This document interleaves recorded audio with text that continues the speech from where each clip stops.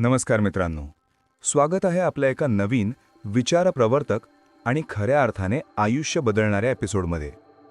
मित्रांनो, आज आपण आधुनिक युगात जगत आहोत. तंत्रज्ञानाने एवढी प्रगती केली आहे की एका क्लिकवर आपण जगाच्या पाठीवर कुठेही संपर्क साधू शकतो. AI म्हणजे आर्टिफिशियल इंटेलिजन्स आपल्या अनेक समस्या सोडवत आहे. पण एक समस्या अशी आहे जी तंत्रज्ञान सोडवू शकत नाही. ती समस्या म्हणजे लोकांशी कसं वागायचं. तुम्ही कधी विचार केलाय का, काही लोक असे असतात जे एका खोलीत शिरले की लोकांचं लक्ष त्यांच्याकडे आपोआप जातं. लोक त्यांच्याशी बोलण्यासाठी उत्सुक असतात. ते जिथे जातात तिथे मित्र बनवतात आणि अत्यंत सहजपणे लोकांना त्यांच्या विचारांशी सहमत करतात. हे कसं होतं? हे काही जादू आहे का, की जन्मजात टॅलेंट? नाही, हे एक कौशल्य आहे, स्किल आहे आणि हे कौशल्य शिकवणारी एक बायबलप्रमाणे आहे.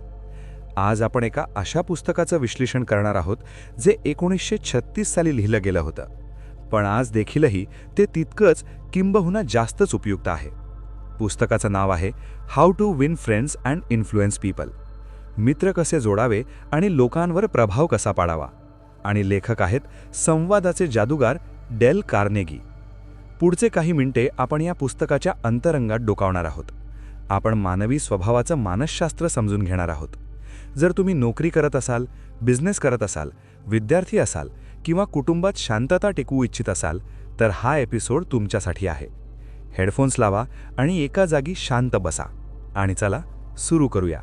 एक प्रवास, मानवी मनाचा ठाव घेणारा प्रवास. डेल कार्नेगी पुस्तकाची सुरुवात एका अत्यंत कडक आणि सत्य विधानाने करतात. ते म्हणतात, माणूस हा तर्काने चालणारा प्राणी नाहीये. माणूस हा भावनांनी चालणारा प्राणी आहे आणि त्याच्या प्रत्येक भावनेला एकाच गोष्टीचं आवरण असतं, ते म्हणजे अहंकार आणि आत्मसन्मान. चला तर मग लोकांशी वागण्याची 3 मूलभूत तत्वे समजून घेऊया. 1. टीका करू नका, निंदा करू नका आणि तक्रार करू नका. Don't criticize, condemn or complain. मित्रांनो, टीका करणं खूप सोपं असतं. आपण दिवसभर तेच करत असतो. राजकारण्यांवर टीका, बॉसवर टीका, बायकोवर, नवऱ्यावर टीका. पण कार्नेगी म्हणतात की टीका करणे हे एका पाळीव कबुतरासारखं असतं. ते उडून परत आपल्याच घरी येतं. जेव्हा तुम्ही एखाद्यावर टीका करता तेव्हा तो माणूस आपली चूक मान्य करत नाही. उलट तो डिफेन्सिव्ह मोडमध्ये जातो आणि स्वतःचं कृत्य कसं बरोबर आहे हे सिद्ध करू लागतो. शिवाय त्याच्या मनात तुमच्याबद्दल कायमचा राग निर्माण होतो.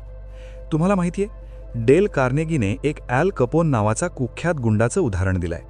तो गुंड खून करायचा, पण तरीही तो म्हणायचा, मी तर लोकांसाठी चांगलं करतोय, समाज मला चुकीचं समजतो.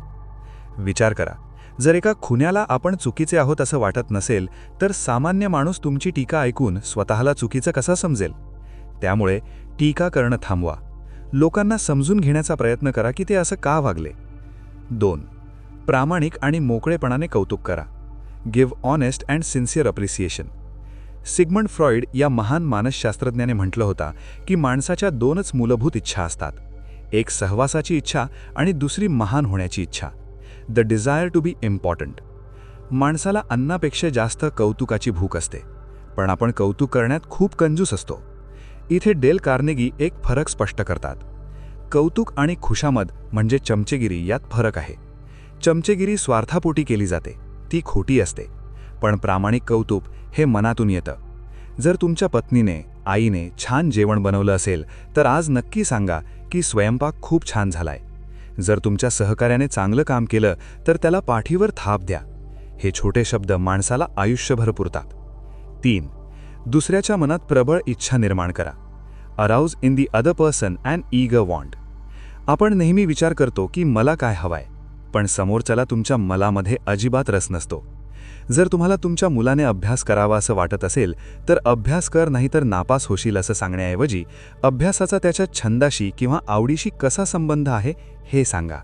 उदाहरणार्थ, जर तू हे गणित सोडवलंस तर तुला कम्प्युटर गेम बनवण्यात किती मदत होईल बघ. जो माणूस जगाच्या नजरेतून बघायला शिकतो, जग त्याच्या पाठीशी उभं राहतं. आता आपण दुसऱ्या भागात प्रवेश करत आहोत. लोकांनी तुम्ही कसे आवडावे. 6 ways to make people like you. Dale Carnegie यांनी ह्यात 6 नियम सांगितले आहेत, जे वाचायला खूप सोपे वाटतात, पण ते आचरणात आणल्यास चमत्कार घडू शकतो. नियम 1. लोकांमध्ये खरोखर रस घ्या. Become genuinely interested in other people. Carnegie म्हणतात, तुम्ही 2 वर्षात स्वतःबद्दल सांगून जेवढे मित्र बनवू शकणार नाही, त्यापेक्षा जास्त मित्र तुम्ही 2 महिन्यात लोकांमध्ये रस दाखवून बनवू शकता. कुत्र्याचं उदाहरण बघा. कुत्रा काही काम करत नाही, तो फक्त मालकावर भरभरून प्रेम करतो आणि मालकाला बघितलं की शेपटी हलवून आनंद व्यक्त करतो. म्हणूनच तो माणसाला सर्वात जास्त आवडतो. जेव्हा तुम्ही कोणाला भेटता तेव्हा तुमचा हेतू हा असावा की मला या माणसाला जाणून घ्यायचं आहे. नियम 2. हास्य, स्माईल. ही जगातली सर्वात सोपी आणि स्वस्त कॉस्मेटिक सर्जरी आहे. एक साधं, प्रामाणिक हास्य समोरच्याला सांगतं, तुम्हाला बघून मला आनंद झाला. बघा, आता मी हसून बोलतोय तर तुम्हालाही ते ऐकायला छान वाटत असेल. फोनवर बोलतानाही हास्य जाणवतं बरं का. त्यामुळे जेव्हा कोणाला भेटाल, डोळ्यात डोळे घालून एक छान स्माईल द्या. नियम 3. नावाचं महत्त्व. Remember that a persons meme is the sweetest sound. तुम्हाला माहीत आहे जगातला सर्वात गोड शब्द कोणता आहे? तो शब्द म्हणजे स्वतःचं नाव. राजकारणी लोकांना हे सिक्रेट माहीत असतं. ते लोकांना नावानं हाक मारतात आणि लोक त्यांना मतं देतात. पुढच्या वेळी जेव्हा तुम्ही वॉचमॅनला, वेटरला किंवा नवीन सहकार्याला भेटाल तेव्हा त्यांचं नाव विचारा आणि संवादात ते नाव वापरा. त्यांना तुम्ही कायम लक्षात राहाल. नियम 4. एक उत्तम श्रोता बना. Be a good listener. Encourage others to talk about themselves. मित्रहो, आजच्या काळात प्रत्येकाला बोलायचं आहे, पण ऐकणारं कोणीच नाहीये. जेव्हा कोणी तुमच्याशी बोलत असतं तेव्हा तुम्ही खरोखर ऐकत असता की फक्त त्याला उत्तर देण्यासाठी तुम्ही मध्ये थांबण्याची वाट बघत असता? खरा श्रोता तो असतो जो समोरच्याला पूर्ण मोकळं होऊ देतो. जेव्हा तुम्ही समोरच्याचं लक्ष देऊन ऐकता तेव्हा तुम्ही त्याचा सर्वात मोठा सन्मान करत असता. नियम 5. समोरच्याच्या आवडीच्या विषयावर बोला. जर समोरच्या व्यक्तीला क्रिकेट आवडत असेल आणि तुम्हाला शेअर मार्केट, तर त्या व्यक्तीशी क्रिकेटवर बोला. तो तुमच्याशी तासनतास बोलेल आणि नंतर म्हणेल, हा माणूस किती भारी बोलतो. खरं तर तुम्ही काहीच बोलले नसाल, तुम्ही फक्त त्याला त्याच्या आवडीच्या विषयावर बोलायला लावलं असतं. नियम 6. समोरच्याला महत्त्वाचं वाटू द्या. Make the other person feel important and do it sincerely. William James म्हणतात, मानवी स्वभावातील सर्वात सखोल तत्व म्हणजे महत्त्वाचे वाटण्याची ओढ. तुम्ही अगदी एखाद्या छोट्या क्लर्कशी बोलत असाल किंवा मोठ्या सीईओशी, प्रत्येकाला वाटतं की मी महत्त्वाचं आहे. त्यांच्या कामाचं, त्यांच्या वेळेचं महत्त्व त्यांना सांगा. सर, तुम्ही खूप बिझी आहात हे मला माहीत आहे, तरीही तुम्ही वेळ काढलात त्याबद्दल खूप आभार. हे एक वाक्य त्या माणसाचा दृष्टिकोन बदलून टाकेल. आत्तापर्यंत आपण पाहिलं की लोकांची मनं कशी जिंकायची, पण आता आपण अशा भागात आलो आहोत जो अत्यंत क्रिटिकल आहे. लोकांना स्वतःच्या विचारांशी सहमत कसं करायचं. How to win people to your way of thinking. 1. वादविवाद टाळा. मित्रहो, तुम्ही कधी वाद जिंकलाय का? डेल कार्नेगी म्हणतात, वादविवाद हा तुम्ही कधीच जिंकू शकत नाही. जर तुम्ही वाद हरलात तर तुम्ही हरलातच, पण जर तुम्ही वाद जिंकलात तरीही तुम्ही हरलात, कारण तुम्ही समोरच्याचा अहंकार दुखावला आहे आणि तो कधीच तुमचा मित्र बनणार नाही. A man convinced against his will is of the same opinion still. इच्छेविरुद्ध पटवून दिलेला माणूस आतून त्याच मताचा राहतो. त्यामुळे वाद टाळणे हेच शहाणपणाचं लक्षण आहे. 2. समोरच्याच्या मतांचा आदर करा. Show respect for the other person's opinion. Never say you are wrong. तू चुकीचा आहेस हे 3 शब्द बॉम्बसारखे आहेत. ते ऐकल्या क्षणी माणूस बचावात्मक पवित्र्यात जातो. त्याऐवजी म्हणा, माझं मत थोडं वेगळं असू शकतं, पण मी कदाचित चुकीचं असू शकतो. चला, आपण मिळून सत्य काय आहे ते बघूया. या वाक्यात केवढी ताकद आहे बघा. तुम्ही स्वतःला कमी लेखून समोरच्याचा अहंकार शांत करता आणि मग तो तुमच्याशी सहमती दर्शवतो. 3. जर तुम्ही चुकीचे असाल तर लगेच आणि स्पष्टपणे मान्य करा. आपण आपल्या चुका लपवण्याचा प्रयत्न करतो, पण जेव्हा तुम्हाला माहीत आहे की तुम्हाला ओरडा पडणार आहे तेव्हा समोरचा बोलण्याआधीच तुम्ही स्वतःला दोष द्या. बॉस, माझ्याकडून ही मोठी चूक झाली आहे, मी शिक्षेसाठी तयार आहे, असं म्हटल्यावर बॉसचा राग निम्म्याहून कमी होतो आणि तो चक्क तुमची बाजू घेऊ लागतो. हे मानवी मानसशास्त्राचं मोठं रहस्य आहे. 4. सॉक्रेटिसची पद्धत. होकारार्थी प्रतिसाद मिळवा. संवादाची सुरुवात करताना कधीही मतभेदाच्या मुद्द्यावरून करू नका. अशा गोष्टींवरून सुरुवात करा ज्यावर तुम्ही दोघेही सहमत आहात. समोरच्याकडून हो, बरोबर आहे असं 2-3दा वदवून घ्या. जेव्हा एखादा माणूस सलग 2-3दा हो म्हणतो तेव्हा त्याची मानसिकता होकारार्थी बनते आणि मुख्य प्रश्नावर नाही म्हणणं त्याला अवघड जातं. आता आपण पुस्तकाच्या शेवटच्या टप्प्यात पोहोचलो आहोत. भाग 4. एक लीडर कसं बनायचं, लोकांना न दुखावता त्यांच्यात बदल कसा घडवून आणायचा. How to change people without giving offence or arousing resentment. जर तुम्हाला तुमच्या कर्मचाऱ्याची, मुलाची किंवा जोडीदाराची चूक सुधारायची असेल तर हे नियम वापरा. 1. सुरुवात कौतुकाने करा. Begin with praise and honest appreciation. Dentist आधी गुंगीचं इंजेक्शन देतो आणि मग दात काढतो, त्यामुळे दात काढताना वेदना होत नाहीत. तसंच कुणालाही चूक दाखवण्यापूर्वी त्याच्या चांगल्या कामाचं कौतुक करा. 2. चुका अप्रत्यक्षपणे दाखवून द्या. Call attention to people's mistakes indirectly.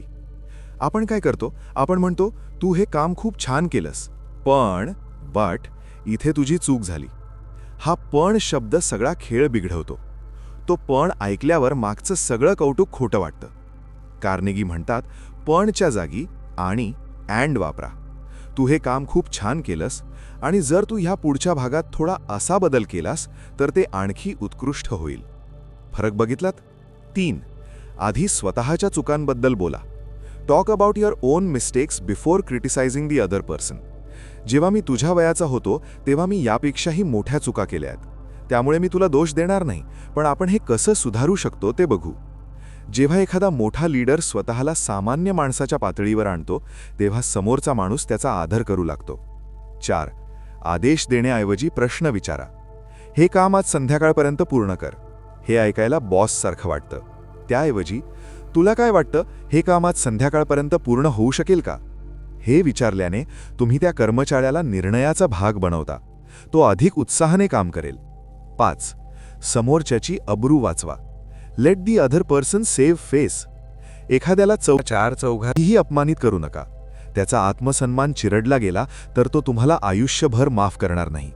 एखाद्याला सन्मानाने माघार घेण्याची संधी देणं हे खऱ्या लीडरचं लक्षण आहे.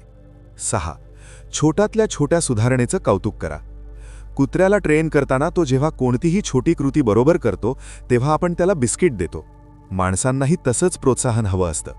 त्यांच्या प्रगतीची नोंद घ्या आणि कौतुक करा. मित्रांनो, आपण ह्या डेल कार्नेगींच्या अफाट बुद्धिमत्तेचा आणि मानवी मानसशास्त्राचा अभ्यास केला. पण 1 मिनिट, हे सर्व नियम ऐकून काही जणांना वाटू शकतं की अरे, हे तर लोकांशी खोटं वागण्यासारखं आहे, हे तर मॅनिप्युलेशन आहे.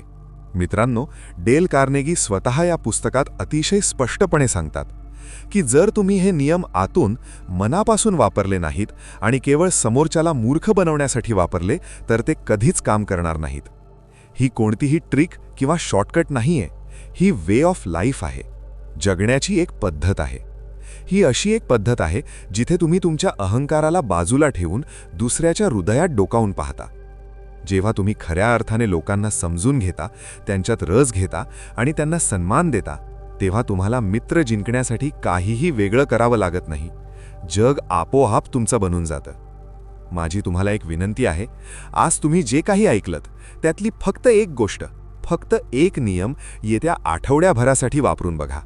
मग ते टीका न करणे असो किंवा लोकांना भेटताना मनमोकळे हसणे असो.